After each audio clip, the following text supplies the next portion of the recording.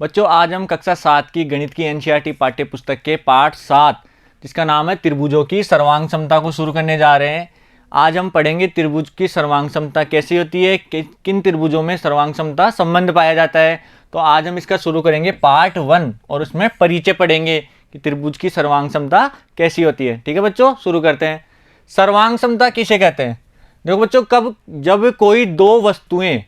जब कोई दो वस्तुएं समान माप व आकृति की हो, कोई भी दो वस्तुएं लेंगी, उनकी माप समान हो और उनकी आकृति समान हो, तो ऐसी वस्तुएं सर्वांग सम कहलाती है। तो ऐसी वस्तुएं कैसी कहलाती है? सर्वांग सम। और बच्चों इस सर्वांग सम के संबंध को ही सर्वांग समता कहते हैं। देखो दो वस्तुएं लेनी है, दोनों की माप भी समान होनी चाहिए, दोनों की आकृति भी समान होनी चाहिए, तो दोनों वस्तुएं कैसी होगी? सर्वांग सम। और इस संबंध को सर्वांग समता कहते हैं। देखो यहाँ पे दो चित्र दिख रहे हैं, F1 और F2। दोनों चित्र समान है, एक दूसरे की बिल्कुल कॉपी है, तो ये दोनों क्या हो जाएंगे? एक दूसरे के सर्वांग सम हो जाएंगे। अब इसको लिखते कैसे हैं? देखो बच्चों F1 सर्वांग सम F2। ये बीच वाला चिन्ह देखो कैसा है, दो बराबर के चिन्ह है और ऊपर एक लहरदार लाइन है। ठीक है बच्चों, दो सीधी लाइन और एक लहरदार लाइन। इनको लिखने का तरीका है F1 सर्वांग सम है F2 के। इसको कहते हैं सर्वांग समता का चिन्ह। ये जो चिन्ह है ना, दो सीधी लाइन और एक लहरदार लाइन, ये सर्वांग समता का चिन्ह होता है। ठीक है बच्चों, तो ये दोनों चित्र सर्वांग सम है, तो इसको लिखेंगे F1 सर्वांग सम है F2 के। ठीक है बच्चों, आगे देखो रेखाखंड की सर्वांग समता। अब रेखाखंड क्या होता है? दो निश्चित बिंदुओं को मिलाने वाली रेखा रेखाखंड कहलाती है। तो रेखाखंड अगर समान लंबाई के हैं, देखो बच्चों यदि दो रेखाखंडों की लंबाई समान है तो वे रेखाखंड भी सर्वांग सम होते हैं। अगर दो रेखाखंडों की लंबाई समान है तो दोनों रेखाखंड भी सर्वांग सम होंगे। देखो यहाँ पे AB और BC, दो रेखाखंड दिए हुए हैं AB और BC, दोनों की लंबाई समान है तो दोनों रेखाखंड क्या हो जाएंगे? सर्वांग सम। बीच में वही सर्वांग समता का चिन्ह लगाएंगे, तो AB सर्वांग सम है CD के। ठीक है बच्चों, समझ में आ रहा है? कॉपी में इनको सबको नोट डाउन करते चलना है। ये पार्ट बहुत इंटरेस्टिंग है, आपको पता चलेगा कि त्रिभुज की सर्वांग समता किन किन कारणों पे होती है। ठीक है बच्चों, तो मेरे साथ साथ कॉपी में नोट डाउन भी करते चलना है। अगला देखो कोणों की सर्वांग समता।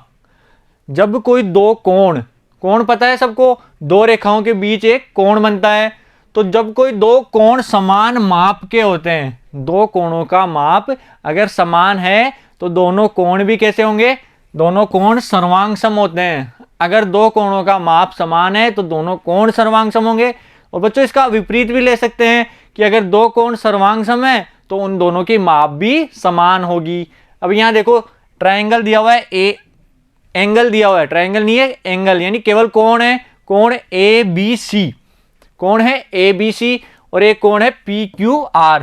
दोनों कोणों का मान कितना है? ये कोण है 40 डिग्री का और ये कोण भी 40 डिग्री का। दोनों कोण समान है तो दोनों कोण सर्वांग सम भी होंगे। तो हम लिखेंगे कोण ABC और कोण PQR। देखो बच्चों कोण को तीन बिंदुओं के आधार पर लिखते हैं। जैसे यहाँ लिखा है कोण ABC, तो तीन बिंदु क्यों लिखे? यहाँ केवल ये तो कोण B लिख सकते थे, तो ये तीनों बिंदुओं से मिलकर एक कोण बन रहा है। जैसे A, B और C तीनों मिलकर एक लाइन बना रही है और बीच में कोण बन रहा है, तो बीच वाला जो बिंदु होता है ना, उस बिंदु पर कोण बनता है। जैसे एंगल ABC है तो B वाला कोण है, और PQR है तो Q पर जो कोण बन रहा है वह है। तो एंगल B सर्वांग सम है एंगल Q के, कोण B सर्वांग सम कोण Q। ठीक है बच्चों, आगे देखो, आगे है त्रिभुजों की सर्वांग समता। बच्चों यदि कोई दो त्रिभुज, देखो बच्चों दो त्रिभुज एक दूसरे की प्रतिलिपियां हो, दो त्रिभुज है, दोनों एक दूसरे की क्या है? प्रतिलिपियां हैं, और एक दूसरे के ऊपर रखे जाने पर एक दूसरे को आपस में पूर्णतया ढक लें। दो त्रिभुज है, दोनों एक दूसरे के समान दिख रहे हैं और एक दूसरे के ऊपर रखे ना तो वो एक दूसरे को पूर्णतया आपस में ढक लेते हैं, तो दोनों त्रिभुज सर्वांग सम त्रिभुज कहलाते हैं। तो ऐसे त्रिभुज को क्या कहते हैं? सर्वांग सम त्रिभुज। बच्चों देखो दो त्रिभुज है ABC और PQR। अब दोनों को देखो, दोनों त्रिभुज सेम है और दोनों को अगर इस ABC को उठा के मैं PQR के ऊपर रख दूं ना तो दोनों ऐसे लगेगा एक ही त्रिभुज है, पूर्णतया आपस में ढक लेता है। तो इस कारण दोनों त्रिभुज कैसे होंगे, सर्वांग सम त्रिभुज। तो इसको लिखेंगे कैसे, ट्रायंगल एबीसी सर्वांग सम है त्रिभुज पीक्यूआर के। तो त्रिभुज एबीसी सर्वांग सम है त्रिभुज पीक्यूआर के। सर्वांग सम का चिन्ह हमेशा ध्यान रखना है, दो सीधी लाइन और एक लहरदार लाइन है। ठीक है बच्चों, आगे देखो, ये दोनों त्रिभुज सर्वांग सम दिए हुए हैं, कौन कौन से, त्रिभुज ए बी सी और त्रिभुज पी क्यू आर। दोनों त्रिभुज सर्वांग सम है, तो हमने लिख दिया कि त्रिभुज ए बी सी सर्वांग सम है त्रिभुज पी क्यू आर के। तो बच्चों अब समझने वाली बात यह है, मैं जो बता रहा हूं उसको कॉपी में नोट डाउन करना है और हमेशा याद भी रखना है क्या, कि दो त्रिभुज सर्वांग सम होते हैं तो उनके संगत भाग भी समान होते हैं। अगर दो त्रिभुज सर्वांग सम है तो उनके जो संगत भाग होंगे वो भी सर्वांग सम होते हैं। जैसे ये दो त्रिभुज है तो इसके जो संगत शीर्ष हैं, जैसे ए है इस त्रिभुज का ए और इस त्रिभुज का पी, तो ए और पी एक दूसरे के संगत शीर्ष होंगे। ऐसे ही बी और क्यू एक दूसरे के संगत शीर्ष होंगे, और सी और आर। तो बच्चों देखो, ए और पी, बी और क्यू, सी और आर, ये तीनों एक दूसरे के संगत शीर्ष हैं। ऐसे ही संगत भुजाएं होती है, जैसे ए से बी को मिला रहा है तो ए बी भुजा, पी को क्यू से मिलाए तो पी क्यू भुजा, ये दोनों भुजाएं आपस में संगत है। तो ए बी और पी क्यू, बी सी और क्यू आर, ए सी और पी आर, ये तीनों भुजाएं एक दूसरे के संगत होती है। ऐसे ही शीर्ष हो गए, भुजाएं हो गई, और कोण भी संगत होते हैं। तो कौन कौन से, कोण ए संगत होगा कोण पी के, कोण ए है कोण पी के, कोण बी है कोण क्यू के, और कोण सी है कोण आर के। तो बच्चों संगत मान कौन कौन से मिले, एक तो शीर्ष मिल गया, एक भुजा मिल गई और एक कोण मिल गए।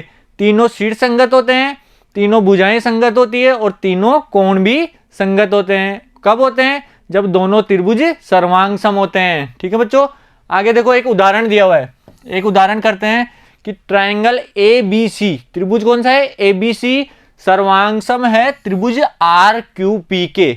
नाम में ध्यान रखना, A B C R Q P. तो निम्न के संगत मान लिखो। तो बच्चों पहले दोनों त्रिभुज बनाएंगे, एक त्रिभुज बनाया ए बी सी, ए बी सी, और दूसरा बनाएंगे आर क्यू पी। त्रिभुज का नाम क्या है, आर क्यू पी। अब हमें बताना है संगत मान किसके कौन सा है।